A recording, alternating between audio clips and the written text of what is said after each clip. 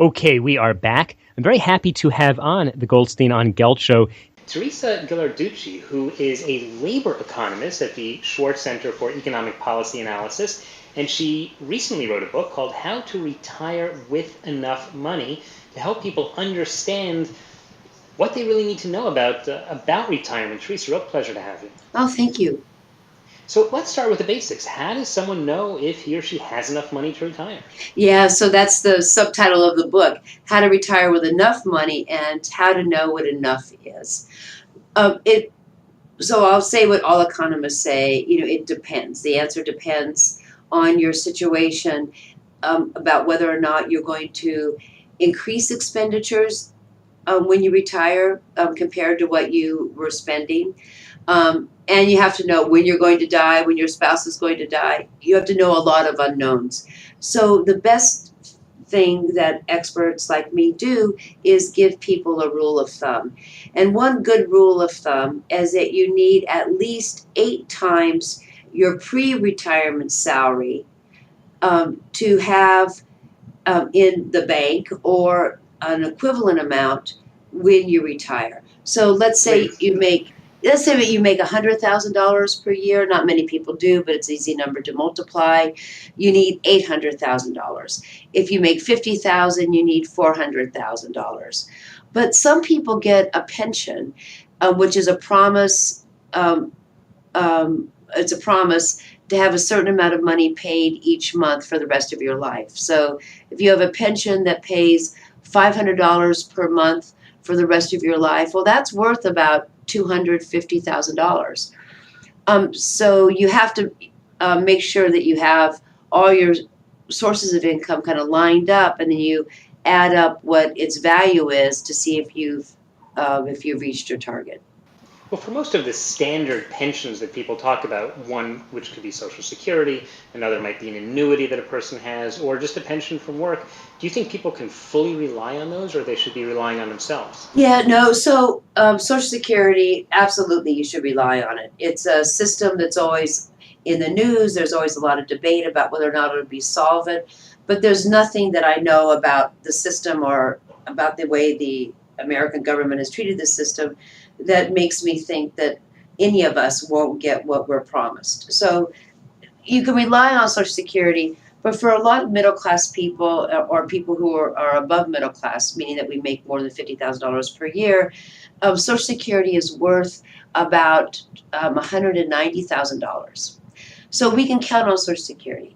If you're one of the few people, there's about 20% of workers now who will get an annuity for the rest of their life, if it's an ongoing government, like a state and local government or a big firm, you probably can count on that too. But that won't be inflation adjusted like your Social Security benefit is.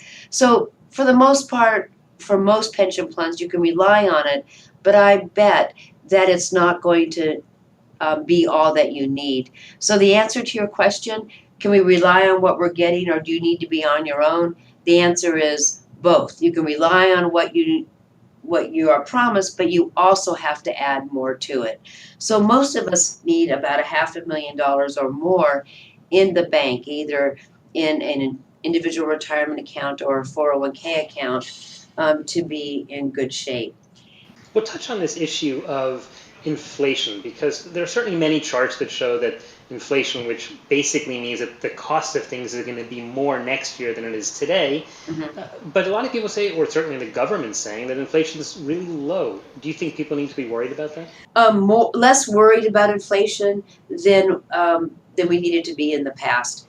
But for most investors, I'm going to say that most of the things that you'll invest in is going to match the rate of inflation. So if we're going to have a lot of inflation, then the assets that you'll invest in actually will have a high rate of return. Inflation is a worry, but it's not the biggest worry. We're talking with Teresa Ghilarducci, who is a labor economist. Her most recent book is How to Retire with Enough Money.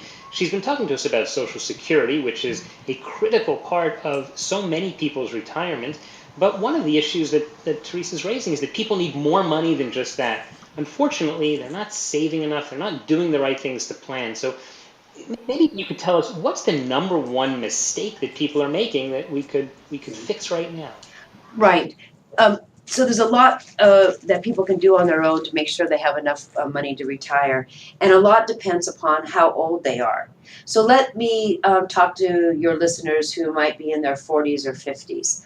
What you need to do is to have a plan to get out of debt so that you have no debt when you retire, and that's can be painful because it means to instead of spending, you have to pay down your debt, but you really should be on a path where you don't have a mortgage when you retire, that you own where you live, or that you've actually saved money to pay off your mortgage. So the one big mistake that people have is take on too much mortgage debt.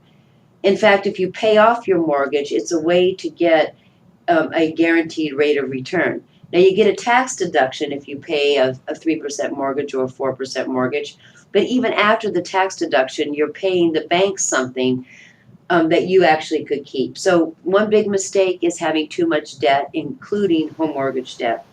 Let me just touch on one more thing about that, Sure. just that people should know, is that a lot of times people talk about the tax deduction from the mortgage, but in fact, very few people use it. And a lot of people Yes. know about it and believe they're using it, but they're not even taking advantage of it. Yeah. And interest rates. Yeah, I'm sorry for interrupting. Low, you're not even getting that much of a benefit there. Yeah, sorry to interrupt you, Doug. I was just applauding what you were saying.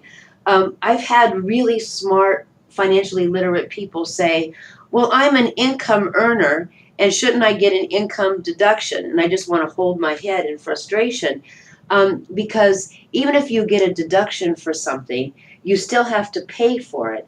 So why pay a bank and get a little bit of a deduction or even a big deduction when you can actually save all the money for yourself? And you're right, most people don't get much of a deduction because they're not in a high tax bracket anyway.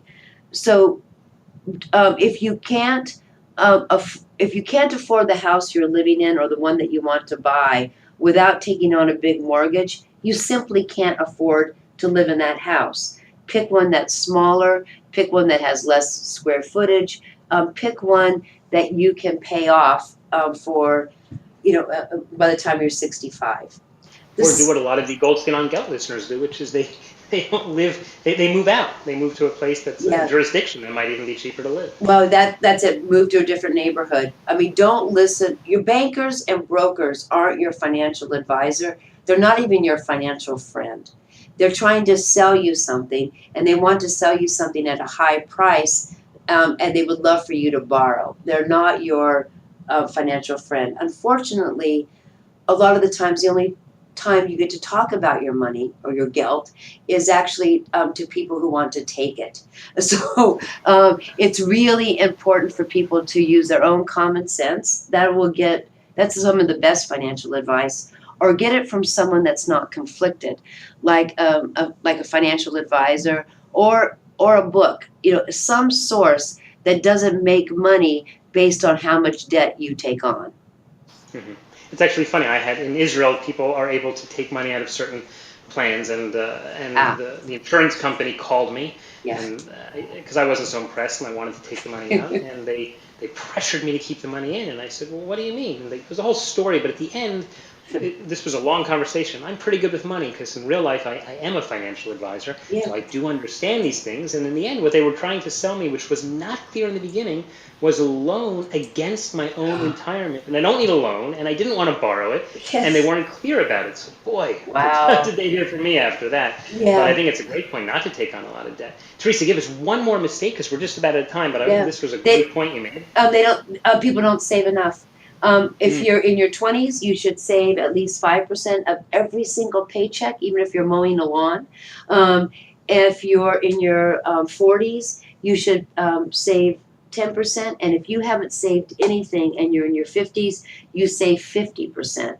So it's common sense again. If you want more later, you have to spend less now.